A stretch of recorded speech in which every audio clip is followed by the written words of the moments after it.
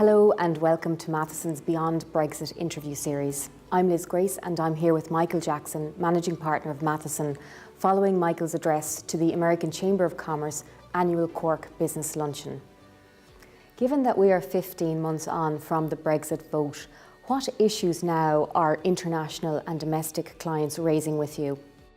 I think the most common theme we're seeing from clients across all industry sectors is frustration and disappointment at the continued lack of clarity around so many of the key issues that will impact on their businesses.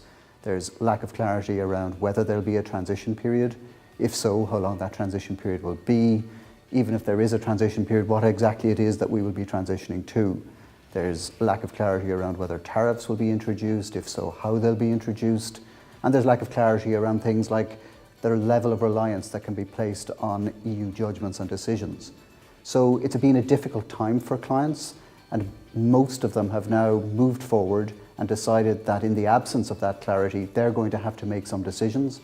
They're going to have to ensure that they can guarantee themselves access to the EU markets over the next period. And so they have taken steps to put in place their Brexit implementation plans and to expand, in many cases, their operations in Ireland, or to look at ways in which they can adapt their supply chains to ensure that continued access to the market. And Michael, can you give your views on how Ireland can meet the needs of multinationals considering their options post-Brexit better than other European domiciles? Well, in many ways, I think the way in which Ireland has approached the Brexit issue underlines why Ireland is so well positioned to benefit from the opportunities that Brexit creates and to assist companies in dealing with the problems and the challenges that Brexit presents for them. Many other jurisdictions became quite predatory from the outset, whereas I think Ireland used its many years of experience dealing with multinational companies to listen first to the challenges that they were going to face and to consider what was the best way to address those challenges. I think we've seen the Irish government commit itself again to certainty in terms of legal and regulatory requirements. We know that clients are particularly interested in the common language, common legal system and common approach to doing business that Ireland shares with the UK. And I think all of those things are resulting in quite a bit of interest in expanding operations from Ireland and accessing the EU markets from Ireland.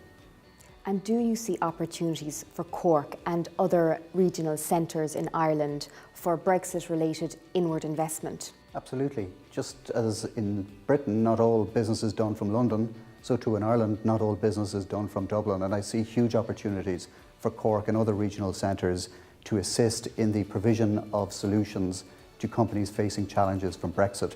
We've just come from the lunch hosted by the American Chamber of Commerce, where the president of the Chamber mentioned that here in Cork, which is 250 kilometres from Dublin, there are 30,000 people employed by 150 US multinationals. So there's a history in the regions in Ireland of supporting multinational investment.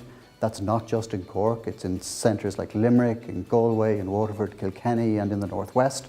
And I believe that all of those centres, supported as they are by strong universities and technical colleges, are very well positioned to support multinational business as they seek to face the challenges of Brexit. Matheson has recently opened its 5th office in San Francisco, which is its 2nd US West Coast office and its 3rd office in the US. Can you tell us a little bit about the thinking behind this exciting expansion, further expansion in the US of your firm? As an internationally focused law firm, the US market has always been very significant for Matheson and for Matheson's clients. We were the first European law firm to open an office in Silicon Valley.